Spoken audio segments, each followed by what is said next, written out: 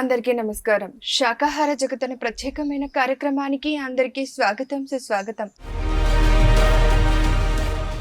So మరి ఇవాల్టి ఈ కార్యక్రమంలో భాగంగా మన ముందు ఉన్నారు మనోజ్ గారు డోన్ నుండి సిద్ధంగా.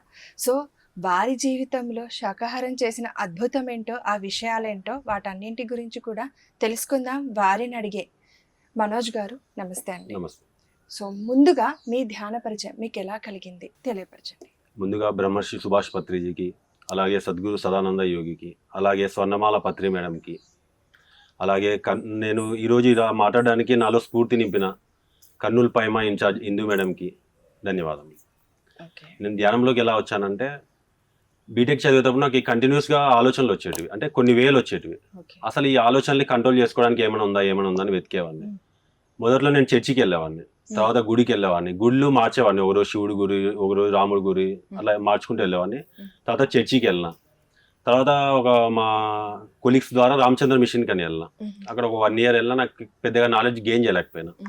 ఇంకా ఫైనల్గా నాకు ఏం లేదేమో, సోర్స్ ఏం లేదేమో అని నేను అలా అలా ఉండేవాడిని.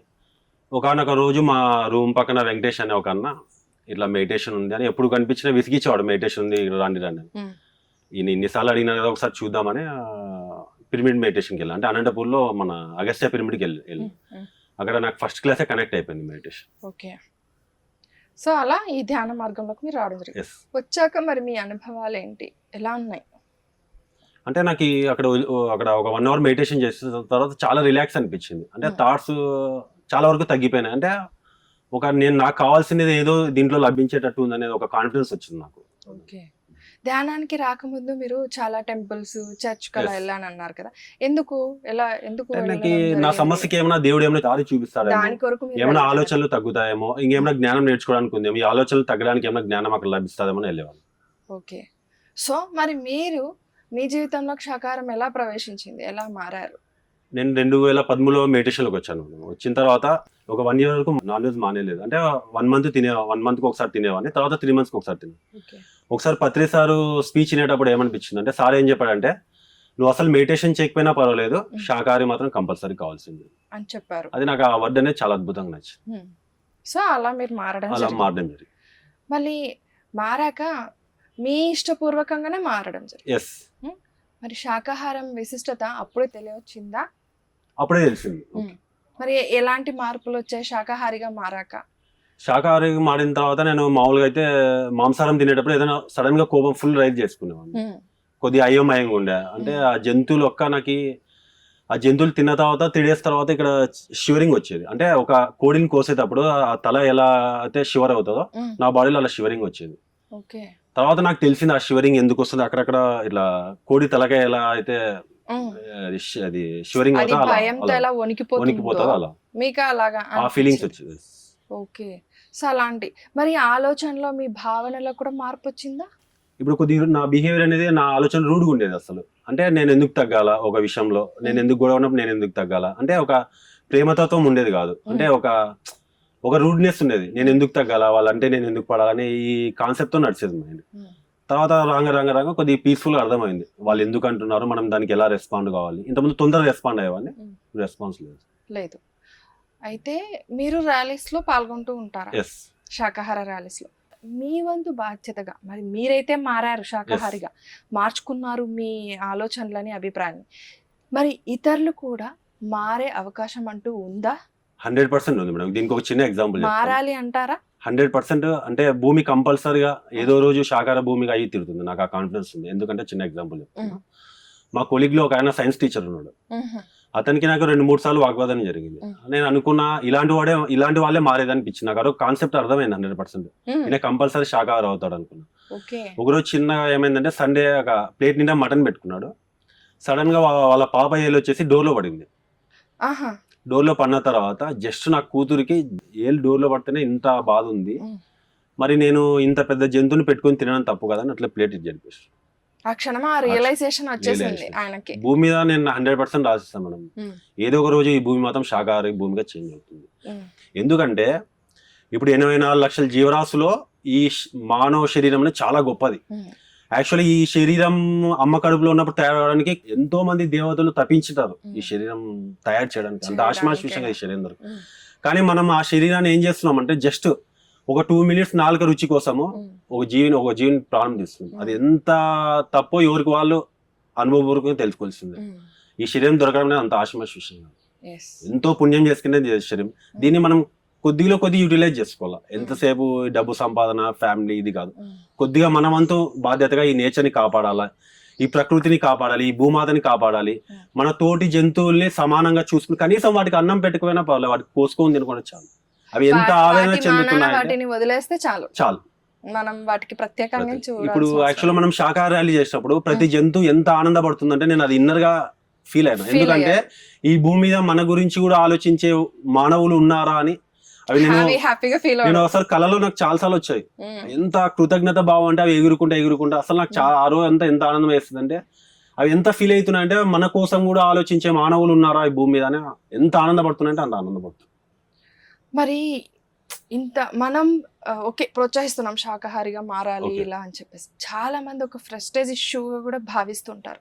సో ఇది నేను మాంసాహారిగా ఉంటేనే నన్ను అవతల వ్యక్తి గౌరవిస్తాడు అని చెప్పేసి, సో అలా ఉంటుంది కదా.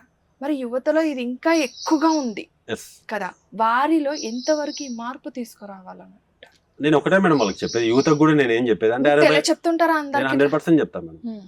అరే భయ్ దీంట్లో ఎంజాయ్మెంట్ లేదా, జస్ట్ నాలుగు ఎంత ఉంటుంది, ఇంత ఉంటుంది. ఎంతసేపు ఆనందం తింటే ఎంతసేపు ఆనందం, మహా అంటే 10 నిమిషాలు. ఒక ప్రాణం రా, ఒక లైఫ్ రాది, దానికి కుటుంబం ఉంటుంది. మనకి ఎలా కుటుంబం ఉంటుందో వాడికి కుటుంబం ఉంటుంది. అది చాలా చాలా రాంగ్ అని చెప్తాను, డైరెక్ట్ ఫార్వర్డ్ చెప్పేసి. సరే నీకు తినాలని ఉందా, నీకు అంత డేర్నెస్ ఉంటే నువ్వు పోయి సింహాన పులినో తిను, చిన్న ప్రాణులు తినేసి కదా. నీకు ఏదైతే నీకు గట్టి పోటీ ఇచ్చేదానే తినాలి. అంతే, చిన్నదాన్ని నువ్వు ఎవడో కోసే తినేది కాదు. నీకు నిజంగా డేర్నెస్ ఉంటే అడవికి వెళ్ళిపోయి వేటాడి ఆ క్రూరమైన మృగాలను తినమని చెప్తాను. నిజంగా అయితే కనుక అక్కడ ఎదురుగా మన కళ్ళెదురుగా అది చంపి ఇది చేసినా కూడా మనం తినలేం. ఉన్న జీవిన ఏదైనా సరే మనం తినలేం, చేయలేం. సో మరి ఈ శాకాహారాన్ని ఇంకా ముందుకు ఎలా తీసుకెళ్ళాలి, ఈ శాకాహార జగత్లో భాగంగా మనం ఇంకా ముందుకు ఎలా తీసుకెళ్లాలంట? Awareness madam. ఇప్పుడు నాకు ఒక షాప్ ఉంది, చాలా మంది పల్లెలలో వస్తారు. అరే భయ్ నేను వాళ్ళకి క్లియర్ గా చెప్తాను, నాన్న వద్దు నాన్న. ఇప్పుడు మనకు భగవద్గీతలో కృష్ణుడు ఏం చెప్పాడు, అహింస పరమో ధర్మ అన్నాడు. అంటే అహింస అనేది ఒక గొప్ప ధర్మం. నువ్వు ఏం చేయనవసరం లేదురా భయ్. అంటే నువ్వు దాన ధర్మాలు చేయనవసరం లేదు, ఏం చేయనవసరం లేదు, భూమి మీద ఏం చేయొద్దు, అహింస ఒక్కటి ఫాలో కావరా భయ్. అహింస ఒక్కటి ఫాలో అయితే అదే గొప్ప ధర్మం అని కృష్ణుడు చెప్పినాడు. నువ్వేం చేయొద్దు, ఏం దాన ధర్మాలు చేయొద్దు, ఏం అన్నదానాలు ఏం చేయదు, అహింస ఒక్కటి ఫాలోగా. అహింసో పరమోధర్మం, నాకు ఆ వర్డ్ అంటే చాలా ఇష్టం మేడం. ఆచరణలోకి మనం తీసుకురావాలి. అహింసో పరమోధర్మం అని కృష్ణుడు చెప్పినాడు. నువ్వేం చేయొద్దురా నాయన, చికెన్ మటన్ ఎగ్ ఒక్కటి తినొద్దు చాలు. అట్లాంటి వాళ్ళే కృష్ణుడు కూడా ఇష్టం. ఎందుకు మనకు గాంధీ మహాత్ముల వారైనా కూడా అహింసను పాటించే ఈ దేశానికి ఆయన స్వతంత్రాన్ని తీసుకురావడం జరిగింది. మరి వాటన్నింటినీ ఎందుకు మనం ఆచరించలేకపోతున్నాం? ఇప్పుడు ఒక గొప్ప వ్యక్తి, ఒక సామాన్యమైన వ్యక్తినే వచ్చి ఆ శాకాహారాన్ని ప్రచారం చేస్తూ ఆయన కూడా ఆచరిస్తూ ఒక దేశానికి ఆయన నాయకుడు అయిపోయి ఉన్నారు. సో ఇదంతా ఆచరించి చూపించారు ఆయన. మరి మనం ఎందుకు దాన్ని ఆదర్శంగా తీసుకోలేకపోతున్నాం? It takes some time madam. ఇప్పుడు యాక్చువల్గా మనకి యూత్ అంతా రావాలి మేడం, శాకాహారం గురించి చెప్పాలి. నేను చెప్తేనే ప్రపంచం అంతా మారుతుంది. ఎందుకంటే నాకు తెలుసు, ఐ థింక్ 60% యూత్ 70% యూత్ ఉన్నారు మన ఇండియాలో. యూత్ చెప్పాలి మేడం ఈ వెజిటేరియన్ గురించి. యూత్ రాకపోతే it takes lot of time. అంటే మన గురువు కన్నా కళల్ని మనం తొందరగా సాకారం చేయలేం. ఆయనకి ఏంది, ఈ భూమి మీద ఏ జీవి మానవునికి ఆహారం కాకూడదనే కదా నా లక్ష్యం, అంతే కదా. ఎప్పుడైతే మన సొసైటీలో ఉన్న యూత్ మొత్తం వచ్చి ప్రపంచానికి అందిస్తారో అప్పుడే మన గురువు యొక్క ఆశయం త్వరగా నెరవేరడం అయితే నెరవేరుతుంది. It takes some time. ఎప్పుడైతే మన సొసైటీలో ఉన్న యూత్ వచ్చి ఈ శాకాహారం యొక్క విశిష్టతని ప్రపంచానికి అందిస్తారో తొందరగా రీచ్ అయిపోతాం. అప్పుడు మన గురువు కూడా ఎంతో హ్యాపీ ఫీల్ అవుతుంది. సో మీరు ఇప్పుడు యువత గురించి వాళ్ళు రావాలి అంటున్నారు కదా, మాంసాహారం వల్ల వచ్చే లాభ నష్టాలు కానీ శాకాహారం వల్ల వచ్చే లాభ నష్టాలు కానీ వాటన్నింటి గురించి ఎక్స్ప్లెయిన్ చేసి చెప్పడం జరుగుతూ ఉంటుందా? 100% ఎక్స్ప్లెయిన్ చేస్తాను. చిన్న ఎగ్జాంపుల్ చెప్తా. ఇప్పుడు మనకి 100 grams సోయాబీన్స్ తింటే ఎంత బలమో 1 kg mutton equal 100 grams soybeans. ఉలువలు ఉన్నాయి, ఉలువలు చాలా ప్రోటీన్. అరే భయ్ మనకి మాంసంలో కంటే శాకాహారంలోనే చాలా మంచి మంచి ప్రోటీన్స్ విటమిన్స్ అవి తెలియదు జనాలకి. అది మనం ఒక అవేర్నెస్ తీసుకురావాలి. సోయాబీన్స్, రాజ్మాలో అయితే ఎంత హై ప్రోటీన్ ఉంటుంటే అది హై ప్రోటీన్ సోయాబీన్స్ లో ఉంటుంది. దానిని ఎలా ప్రిపేర్ చేసుకోవాలో నేను చెప్తా, వాళ్ళకి ఎక్స్ప్లెయిన్ చేస్తా.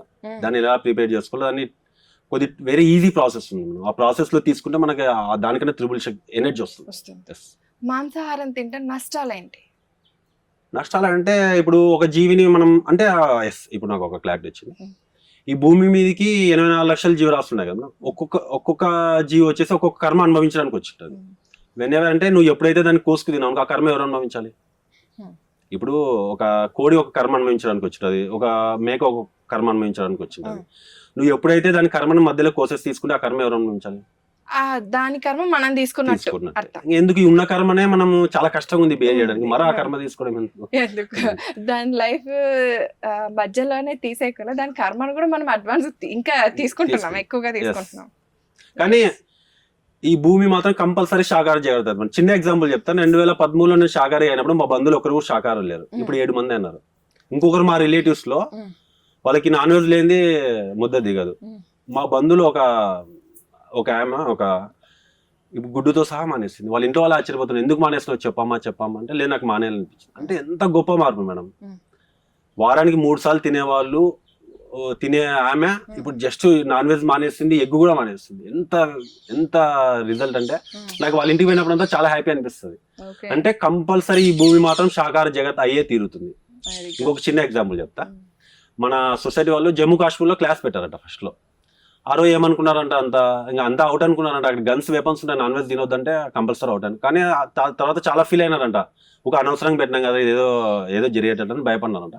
కానీ పత్రిక సార్ వచ్చి సింపుల్గా కూర్చొని మీరు మాంసాహారం తినండి, శాకాహారం తినండి, ఓకే నేను ఒకటి చెప్తా, అది వినండి. 21 days వరుసగా నాన్ వెజ్ తినండి, 21 days శాకాహారం తినండి, తర్వాత ఏది నచ్చుతుంది కంటిన్యూ. సింపుల్ ఆన్సర్ చెప్పేసి. సో మళ్ళీ వాళ్ళ మార్పు వచ్చేసింది అలా. మీరు ఇందాక ఉలవలు అంటే నాకు గుర్తొచ్చింది ఒక మాట. ఉలవలు తినే గుర్రం చాలా బలంగా తయారు, అది కూడా నాన్ వెజ్ తినదు, అది కూడా శుద్ధ శాకాహారం. కేవలం ఆ ఉలవలు ఇది తినే అది చాలా స్ట్రాంగ్ గా తయారైతుంది. ఎంత రేస్ లో పరిగెడుతుంది. మనకు అక్కడే ఒక ఉదాహరణ దొరికిపోయింది. Yes, super. సో మరి మీరు ఫ్రెండ్ సర్కిల్స్ లో వాటిలో తిరగడం ఎక్కువ కదా, వారి మధ్యలోకి మీరు వెళ్ళినప్పుడు మీ మనసు చలించటం కానీ, అంటే వాళ్ళు తింటున్నారు, వాళ్ళు ఎంజాయ్గా ఉన్నారు. ఇప్పుడు ఫర్ ఎగ్జాంపుల్ నన్నే వచ్చి అంటుంటారు, నువ్వు తినని ఈ లైఫ్ ఎందుకు, ఇంత చిన్న ఏజ్లో నువ్వు ఇంత చేంజెస్ తెచ్చుకొని రావటం అవసరమా, నువ్వు అంత ఎంజాయ్మెంట్ అంతటిని పక్కన పెట్టేస్తున్నావు, ఇప్పుడే పెద్ద దానిలాగా ఆలోచిస్తా ఉన్నావు అన్నట్లుగా అంటుంటారు. సో అలా మీకు కూడా ఎదురవడం కానీ, అప్పుడు మనసు కొంచెం మనకు చలించడం కానీ అలా జరిగిందా? నాకు 1% కూడా జరగలేదు. ఎందుకంటే ఆ ఎంజాయ్మెంట్ మొత్తం చూసేసి పీక్ చేయ వరకు వెళ్ళిపోయి వచ్చేస్తాను. నాకు దాంట్లో ఏం లేదని తెలిసింది. ఎందుకంటే ఖర్చు పెట్టి ఎన్ని రోజులైనా ఎంజాయ్ చేస్తావు. ఎంజాయ్మెంట్ ఏంది, మహా అంటే 3 hours. ఇప్పుడు చికెన్ మటన్ తింటే మహా అంటే 1 hour. ఇంకా వేరే యాక్టివిటీస్ ఉంటాయి కదా, అందులోనే నీకు చాలా చాలా డిఫరెంట్ ఐటమ్స్ దొరుకుతాయి. నీకు వెజ్ లో ఏముంది, నార్మల్ గా తింటుంటారు అని చెప్తారు. వెజ్ లో చాలా ఉంది మేడం, నేను దానికి ఎక్స్ప్లెయిన్ చేస్తా. నేను యాక్చువల్ వాళ్ళకి చెప్పేది కూడా ఒకటే, మీరు ఏమైనా తినండి అబ్బా, నాన్ వెజ్ తినండి, ఏమైనా చేయండి సంబంధం. నా కోసం ఒక 21 days టైం కేటాయించి 21 days మెడిటేషన్ నేర్పిస్తా. తర్వాత నాన్ వెజ్ తినాలనిపిస్తే తినేయండి అని చెప్తా. దీంట్లో ఉన్న మజాని కొద్దిగా చూడండి అని చెప్తా, ఈ రుచిని, ధ్యానం అనే రుచిని. ఎందుకంటే నేను డబ్బు ఖర్చు పెట్టి వేరే దాంట్లో ఎన్నో ఆనందాలు చూసాక నాకు ఏ దాంట్లో సంతృప్తి కలగలేదు. జస్ట్ ఈ మెడిటేషన్ లోకి వచ్చిన తర్వాత నాకు ఒక్క పైసా కూడా ఖర్చు లేని ఆనందం సంపాదించుకుంటాను. ఇప్పుడు నా దగ్గర ఏది ఉన్నా ఏదో నేను చాలా హ్యాపీగా ఉంటా. నాకు అవసరం లేదు, నాకు తెలుసుకున్నా నేను నా రియాలిటీ ఏందో, నా లైఫ్ ఏందో, ఆనందం దేంట్లో దొరుకుతుందో తెలుసుకున్నా. ఇంకా తెలుసుకున్న తర్వాత కూడా మరి వాళ్ళ లైఫ్ లోకి మనం పోతే ఈ హ్యూమన్ బాడీకి, ఈ హ్యూమన్ లైఫ్ కి వాల్యూ ఉండదు. Exactly, absolutely correct. మీరు శాకాహారానికి ధ్యానానికి ఏంటి సంబంధం? అంటే మనం ఆధ్యాత్మిక ఎదుగుదలకి శాకాహారం ఏ విధంగా తోడ్పడుతుంది? శాకాహారికి అంటే ఎందుకంటే ఇప్పుడు మనం మెడిటేషన్ కూర్చోడానికి శాకాహారం అనేది చాలా చాలా యూజ్ మేడం. నాన్ వెజ్ తింటే అసలు కూర్చోలేము మనం, అసలు మనసు నిలకడ ఉండదు. ఫస్ట్ యాక్చువల్గా మనసు నిలకడ ఉండదు, బ్రెయిన్ నిలకడ, అసలు 100% నిలకడ. నేను ఇవన్నీ టెస్టింగ్స్ చేసి కూడా చూసిన.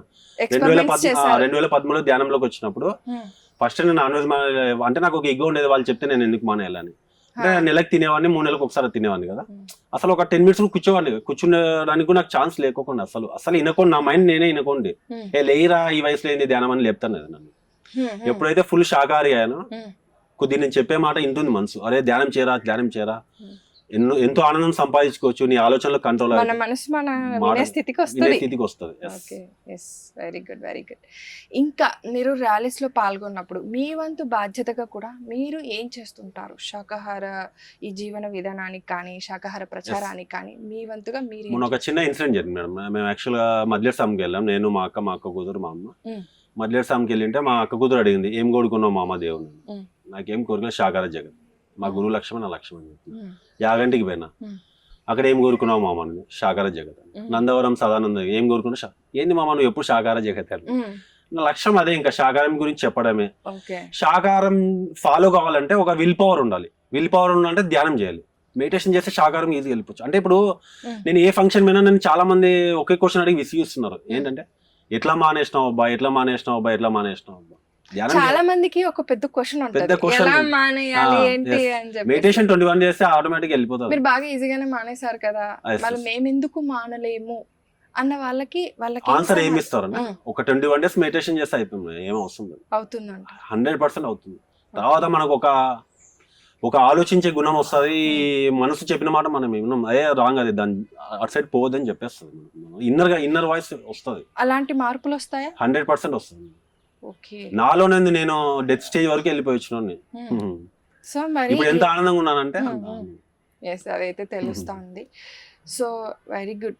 మరి శాకాహారానికిను ప్లస్ ఈ ఆధ్యాత్మిక ఎదుగుదలకి అంటే Yes. ధ్యానానికి Yes. సంబంధంగా జోడించి చెప్తారు పత్రిజీ.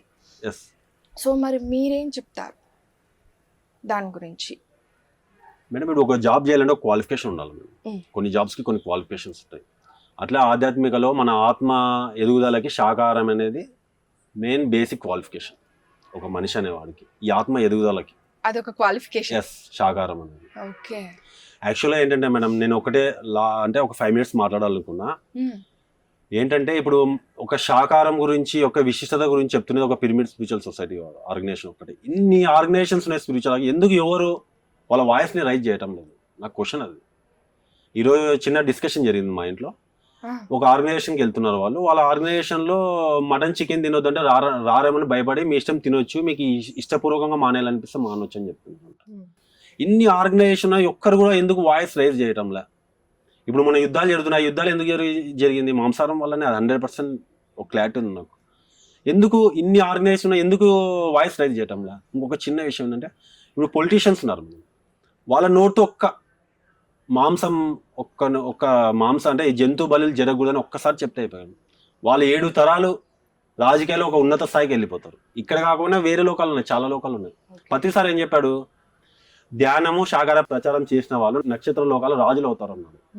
మనం ఎంత ఈ భూమి చూసుకుని మనం ఏదేదో అనుకున్నాం, ఇంకా చాలా లోకాలు ఉన్నాయి. సరే, మీరు ఇప్పుడు అన్నట్లుగానే అదర్ ఆర్గనైజేషన్ వాళ్ళు చెప్పట్లేదు అలా అంటున్నారు. మీ ఇష్టం, మీకు మీ మనసుకు తోచినప్పుడే మీరు మానేయండి అని మీరు అన్నారు. మనం చేస్తున్నాం అంటే మన BSSM చేస్తుంది అట్లా శాకాహారం గురించి కానీ దాని గురించి ఎక్స్ప్లెయిన్ చేసి చెప్పడం కానీ మనం ఏమైనా ప్రెజర్ చేస్తున్నామా? ఏం లేదు, ఉన్న విషయాన్ని ఓపెన్ గా చెప్పేస్తున్నాం. అంటే మీ పట్ల నేనేమైనా ఒత్తిడిని తీసుకొస్తున్నానా, నువ్వు మానేయాలి ఖచ్చితంగా అలా ప్రెజర్ చేయటం కానీ మన సంస్థ అలా చేస్తుందా? ఏం లేదు మేడం. అంటే మానేస్తే మీకు ఎలాంటి ఉపయోగాలు అనేది చెప్తున్నాం మనం అంతే. అంటే భూమి ఒక స్వర్గధామంగా మారుతుంది. యుద్ధాలు జరగవు, ఈ గొడవలు జరగవు, ఈ చంపుకోవడాలు జరగవు. భూమి అనేది ఒక స్వర్గధామంగా వెళ్తుంది. ఇప్పుడు దివి నుండి వచ్చిన మానవులారా దిగజారిపోకండి, ఎదిగి వెళ్ళండి అన్నారు. మనం ఎదిగిపోవాలి, మనం భూమి మీదకి వచ్చాం కాబట్టి. ఊగా ఆశమాష కాదు, ఈ శరీరం అంత ఈజీగా దొరకలేదు. ఎంతో దేవుళ్ళు, ఎంతో దేవతలు, ఎన్నో వేల మంది దేవుళ్ళు దేవతలు ఎంతో తపన పడింటారు తెలుసా. ఈ ఆత్మకి మనం ఈ శరీరం ఇస్తున్నాం కాబట్టి ఇది 100% భూమి మీద ఉపయోగపడాలా ఈ శరీరం. ఇప్పుడు అంతెందుకు, చిన్న ఒక బిడ్డకి మనం జన్మ ఇచ్చింటేనే మనం ఎంతో ఎక్స్పెక్ట్ చేస్తాం. ఎంత ఎక్స్పెక్ట్ చేస్తామంటే అంత ఎక్స్పెక్ట్ చేస్తాం. మా వాడు కలెక్టర్ కావాలా, ఇంజనీర్ కావాలా. మరి ఇంత గొప్ప శరీరాన్ని లోపల తయారు చేసిన భగవంతులు ఎంత ఎక్స్పెక్ట్ చేస్తున్నాం. అండ్ మనలో ఆ భగవంతుడు ఉన్నారు అని ప్రతి ఒక్కళ్ళు కూడా చెప్తారు. ఇది ప్రతి ఒక్కరికి తెలుసు. కానీ ఆ భగవంతుడికి మరి ఎలాంటి భోజనం మనం పెడుతున్నామన్న అవేర్నెస్ కూడా మనలో ఉండాలి. Exactly. Yes, thank you so much Manoj garu. మీరు చాలా చాలా చక్కటి విషయాలను తెలియచెప్పారు. అండ్ యువత ఎంతవరకు మారితే మరి ఈ దేశమే మారుతుంది. దేశ భవిష్యత్తు వారి చేతిలో వాళ్ళ ఉన్నప్పుడు సో మరి అలాగే వాళ్ళు శాకాహారిగా మారితే ఇంకెన్ని మార్పులు మనం త్వరలోనే చూడొచ్చు. చూస్తాం మేడం, కంపల్సరీ. నేను 100% ఈ రోజు చెప్తున్నా, ఎప్పుడు చెప్తా, కంపల్సరీ మన పైమ ఉండేది దానికోసం. నాకు యాక్చువల్గా నాకు ఈ స్ఫూర్తిని ఇచ్చింది కూడా నేను మీరైనా 100% ఎక్కడైనా చెప్పగలను. ఎందుకంటే మీ క్లాస్ లో నేను ఒక వర్డ్ విన్నా, ఆ వర్డే నన్ను మార్చేస్తుంది. అవునా, థ్యాంక్ అంటే యూ. మనం మన ఫ్యామిలీని చూసుకోవడానికి రాలేదు ఈ భూమి మీదకి, ప్రపంచాన్ని మార్చడానికి వచ్చాము. ఆ వర్డ్ నాకు ఇప్పటికీ ఇంకా మైండ్ లో స్ట్రైక్ అవుతుంది. అవునా, థ్యాంక్ యూ. నాకు ఎన్నో ఛాలెంజ్ వస్తున్నాయి, నేను పట్టించుకోను. ఏమైతే ఏమైతే మహా అయితే ఏం కాదు. ఏం కాదు. ఇంత పైమా టీం పెట్టుకొని మనం అసలు పైమా నాకు అసలు నాకు ఇప్పుడు ఒక చిన్న డౌట్ ఏంటంటే 35 years తర్వాత పైమాలో ఉండడానికి ఛాన్స్ అని లేదంట. అంటే నేను వాళ్ళని ఒకటే అడుగు, నేను లైఫ్ లాంగ్ పైమాలోనే ఉండాలి. అంటే అక్కడ నాలెడ్జ్, విజ్డమ్, ఎంత డెడికేషన్ లైఫ్ అంటే చాలా ఆశ్చర్యం వేస్తుంది నాకు. ఎప్పుడు మనం పైమానే వయసు ఒకటి జస్ట్ నాకు అన్నప్పుడు కొద్దిగా షాక్ అయినా మేడం. నేను అసలు షాక్ అయ్యి ఎట్లా అనిపించింది, ఏంటబ్బా 35 years తర్వాత వీళ్ళు ఉండడానికి లేదు. అట్లాగా ఏం లేదు, మనం ఎలాగైనా సపోర్ట్ చేయొచ్చు, కోఆపరేట్ చేయొచ్చు. మనం ఇప్పుడు నేను ఒక మాట చెప్తున్నాను ఎనర్జెటిక్ గా, అట్లా అంటే ఒక యువత నుంచి ఆ మాట దొరుకుతాయి, వస్తాయి బయటికి అన్నిటిని కూడా. సో ఏజ్ అయిన వాళ్ళ మాటలు, వాళ్ళ ఆలోచన విధానాలు వేరుగా ఉంటాయి. సో మనం మన ఆలోచనలో మార్పు తెచ్చుకొని మన ఆలోచనలని అలాగే, అంటే ఒక young and energetic young master ఎలాగైతే చెప్తారో అలా చెప్పినప్పుడు అది యంగే కదా. సో అది అందులో ఏం ఉండదు బోల్డ్ అలా. ఓకే, నాకు ఆ పైమర్ టీం చూసినప్పుడు చాలా హ్యాపీ అనిపించింది. అంటే ఒక ధైర్యం వచ్చింది, మన ఇంట్లో ఇంతమంది యువత ఉన్నారే అని. అంటే స్పిరిచువల్ అంటేనే చాలా మందికి ఏదో 40-60 years తర్వాత వచ్చేదని. ఇప్పుడు ఇంకా ముందుకు వెళ్తుంది పైన, కంటిన్యూస్ గా వెళ్తుంది, నాన్ స్టాప్ గా కూడా. So super.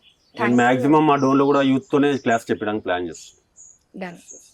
Thank you. యువతతో ధ్యానం చేయించండి, అలాగే శాకాహారాన్ని కూడా ప్రచారం చేయించండి. ఎందుకంటే ఒక యువత ముందుకొచ్చి ధ్యానం చెప్తే, ఇంకా శాకాహారం గురించి చెప్తే ఇంకా ముందుకెళ్తుంది. అంటే అవతల వ్యక్తి మనసులో లోతుల్లోకి వెళ్తుంది. ఇది 100%. అంటే ఒక చిన్న అబ్బాయి వచ్చి ధ్యానం గురించి ఒక పాట పాడితేనే మనం ఎంతో హ్యాపీగా ఫీల్ అవుతాం. అలాంటిది ఒక అబ్బాయి వచ్చి ధ్యానం గురించి, ఇలా శాకాహారం గురించి చెప్తే ఇంకెంతగా వాళ్ళ మనసుల్లో నాటుకుపోతుంది. సో అలా. Okay, done. Thank you so much. మీ ప్రయత్నానికి కూడా all the best and congratulations. Thank you.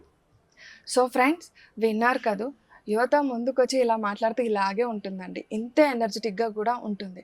So చెప్పారు కదా, మారక ముందు, మారిన తర్వాత, మీన్స్ శాకాహారిగా ఉండక ముందు, శాకాహారిగా మారాక ఎలాంటి మార్పులు వస్తాయి, ఇలాంటి విషయ జ్ఞానాన్ని అంతటినీ కూడా ఒక యువత ముందుకొచ్చి చెప్తేనే ఇంకా అవతల వ్యక్తికి బాగా తెలుస్తుంది.